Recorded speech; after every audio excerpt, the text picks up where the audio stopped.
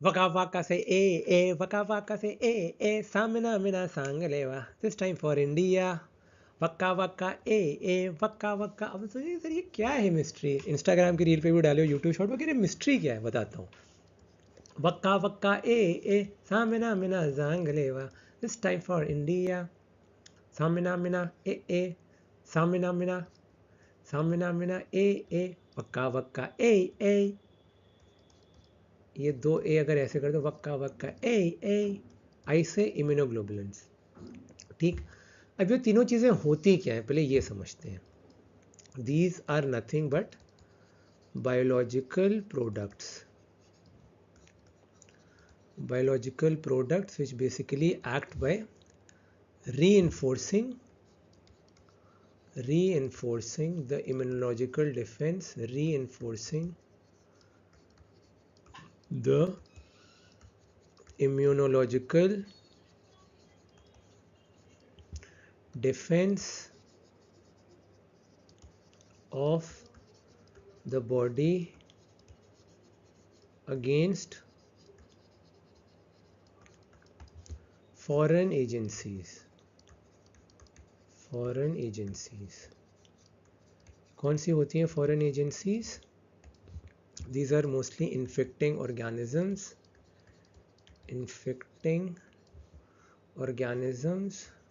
or their toxins। ठीक, अब उसके बाद वैक्सीन्स के बारे में पहले थोड़ी बात कर लेते हैं। ठीक है, वैक्सीन्स जो होते हैं they basically impart active immunity. Active passive immunity बता चुका हूँ, बताओ मेरे को comment section, waiting for lovely beautiful comments. Vaccines impart active immunity because they act as, yes, very good, excellent, they act as antigens। So if they will act as antigens, they will induce the production of specific what? Hare, again you are lovely, absolutely correct, they will induce production of specific antibodies। Antibodies अगर होता है तो उसे क्या कहते हैं? Very good, humoral immunity.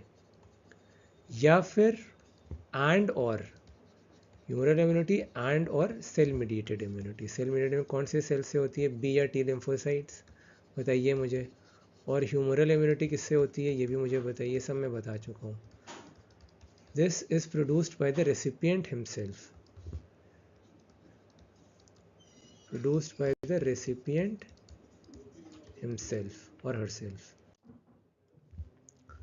फिर बात करते हैं एंटी सीरा और इम्यूनोग्लोबुलेंस की। Anti sera and immunoglobulins basically they impart passive immunity. ठीक, दे इम्पार्ट पैसिव इम्यूनिटी, यानी कि रेडीमेड एंटीबॉडी दे दिया। हम कहा तुमको मेहनत नहीं है तो मत करो, तुम लोग कुछ करते हो नहीं, बस देख लेते हो, बट देख करके नोट्स भी बनाना हो। अगर आप देख करके नोट्स बनाओगे तो that is what is called as active immunisation, जैसे कि active participation in the YouTube video. अगर आप नोट्स बना रहे हो, नोट्स नहीं बना रहे हो, बस सिर्फ सुन रहे हो, देख रहे हो, तो दिस इज पैसिव पार्टिसिपेशन। ठीक है, तो इसमें रेडीमेड एंटीबॉडीज दे दी गई हैं which is produced by another person. दूसरा पर्सन या किसी जानवर में भी डाल देते हैं इसको, पर्सन और एनिमल जिसको एक्टिव इम्यूनाइजेशन दे चुके हैं। ठीक है, और अब this is transfer to the recipient. Obviously active immunisation ज़्यादा अच्छा होगा, एफिकेशियस ज़्यादा होता है। फिर से आ गए एफिकेसी पे, कमेंट सेक्शन में लिखे बताओ बच्चों क्या होता है ये। This is longer lasting than passive immunisation. ठीक है, active is obviously better than passive any time of the day, क्योंकि ये लॉन्गर एक्टिंग होता है, क्योंकि हम इसमें जो एक्टिव मतलब जो वीकेंड पार्ट होता है वो देते हैं। ठीक है, पैसिव में तो readymade antibody they the, but एक एक्टिव का पता है बहुत बड़ा डिसएडवांटेज होता है, इसको एक लेटेंट पीरियड चाहिए होता है। Latent period is the time when the injection is administered to the production of immunity. So जो लेटेंट पीरियड इसका होता है this is 1 to many weeks, बहुत हफ्ते लग जाते हैं।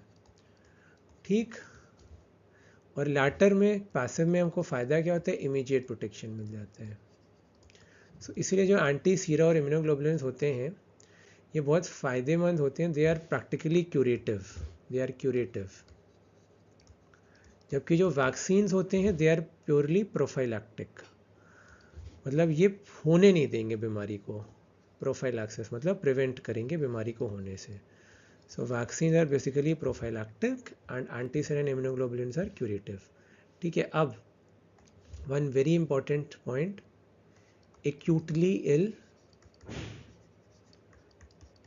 नंबर 1 डिबिलिटेटेड या फिर इम्यूनो कॉम्प्रोमाइज्ड इंडिविजुअल्स